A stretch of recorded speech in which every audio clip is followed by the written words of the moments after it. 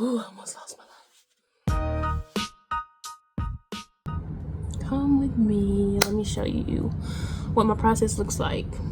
And I typically do this in the wee hours of the morning because it's very therapeutic for me. It's a form of art and creative expression for me. And you can look at my house, you can look at my decor, and kind of tell my mental space. Yeah. So I'm gonna see if y'all can put words to my canvas at the end. All right, here we go. So as you can see, I put wallpaper on this back wall. This is the wallpaper that I am using. I actually really love this paper. It has texture, it gives it some depth, and yeah. So this is what I previously had up, and I'll put a picture in here so y'all can see it. I liked it while it lasted. It's a little too cluttered for where I am right now. So out with the old, in with the new. And I'm putting some paper in this back corner right here. So you see my credenza, dresser, whatever you want to call it. I do not put paper all the way down. Why? Because who's going to see behind that? It's going to save me some money. So I frame things, especially since this is my apartment. If it was a house, I probably would like not bootleg it, but it's an apartment. So I did it when I took those two mirrors down that I had up there, and you'll see in the picture, I laughed at myself because it looked like an outline of somebody's, you know how those crime scenes and you outline it, is how it looked behind the mirror. There is something sacred about changing a room, not because of the decor, but because it mirrors what God does inside of us. He walks into the rooms of our heart, our minds, our habits, and he literally starts moving things around. It never looks pretty at first. It looks like disruption. It looks like mess. But it's really mercy. Because before God feels, he fixes.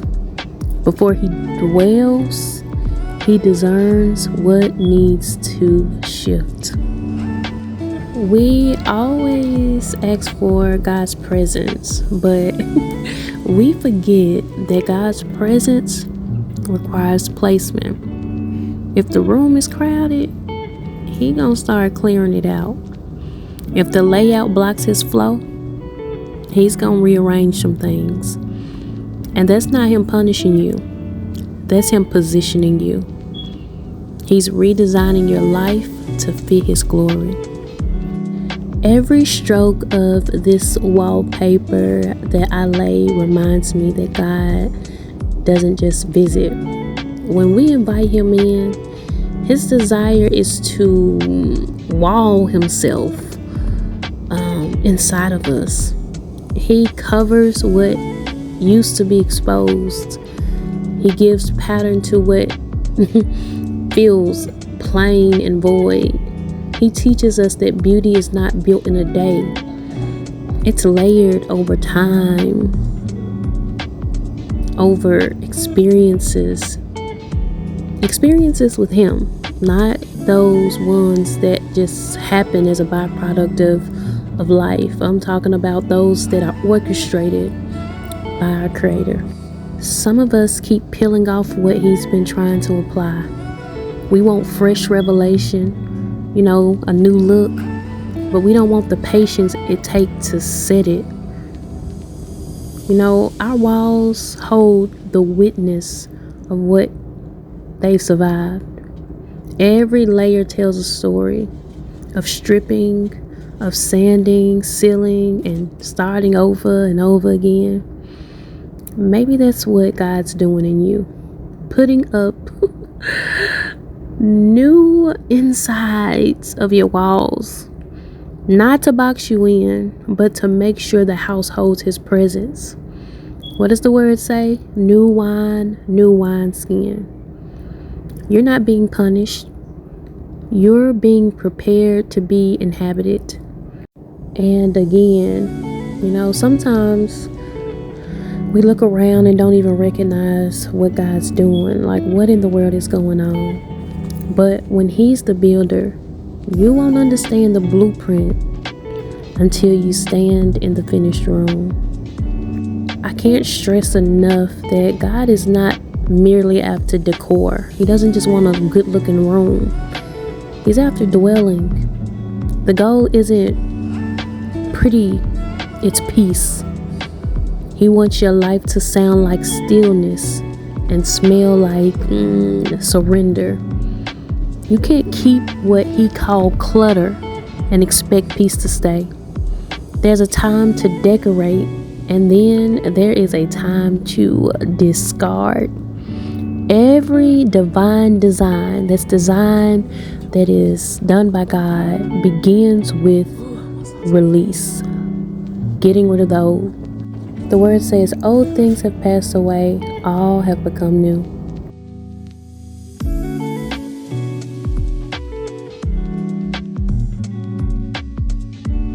Okay, so I'm going to flip this camera and give y'all a glimpse of the rest of the room, but no judging because I'm not through yet. And when I get through, there's always this quiet moment after the work, but the part no one really talks about, the moment when everything looks better but somehow still feels unfinished, a part of the room that only you can see.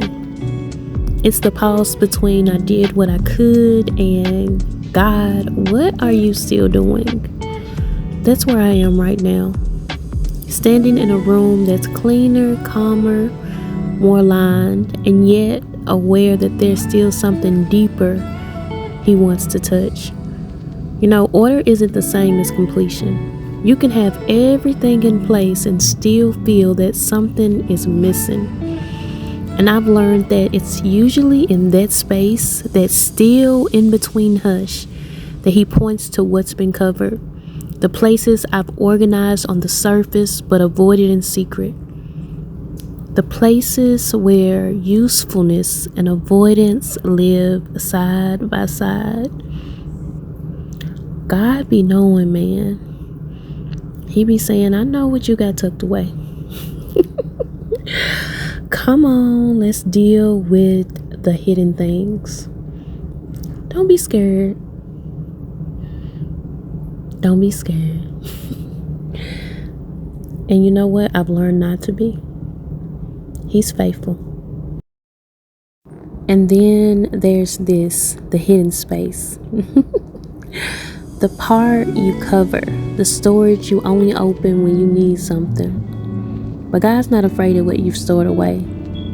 He says, show me what you've hidden, even the useful things you thought no longer had a place. There's treasure behind the curtain. Gifts that used to serve a season are waiting to be repurposed. He's not throwing away everything. He's reassigning some things. Some things aren't broken. They're just waiting for a new context. And when He says it's time, He'll pull back the curtain and show you that what you buried is still valuable. This isn't just a living room. It's an altar. Every part of my life is literally an altar. And I am the sacrifice. Paul says I die daily. And you know what? I look forward to dying because, baby, I put me in some stuff. Those spaces behind those mirrors that I was saying look like a crime scene at the beginning of this video? Those were the outlines of the old me's that died. And it's okay because I want every inch of my home to speak. He dwells here. I want every color and every item to whisper, peace lives here. The Prince of Peace. Because when God starts rearranging your room, when He starts shaking and moving in the place, and He only does it when you allow it. He doesn't just bust in the doors and say, hold your hands up, freeze. No, he waits for you to seek him and to invite him in. He's a gentleman. But when he does get in there and he starts moving some things, it's more about you than it is the room. It's about him wanting to soak up you. He wants to be in your skin. And when he's done, it's not just a home that's different. It's a heart that's ready for the new. The word says from glory to glory. That's evidence of a life of progression, but also a life of constant change. And so I ask that you not get weary and well doing, but also don't lose contentment. That's why God has to be the consistent thing, because when we invite him in and his hands get to work in us, nothing else is. And so as I say this prayer over my home, it's a very, very simple prayer. I invite you to say it with me. Lord, dwell here, not just in this house, but in every room of me. That's simple. Lord, dwell in every part of me. I hope that you come back to see the finished room, and also that you allow God to finish his work in you.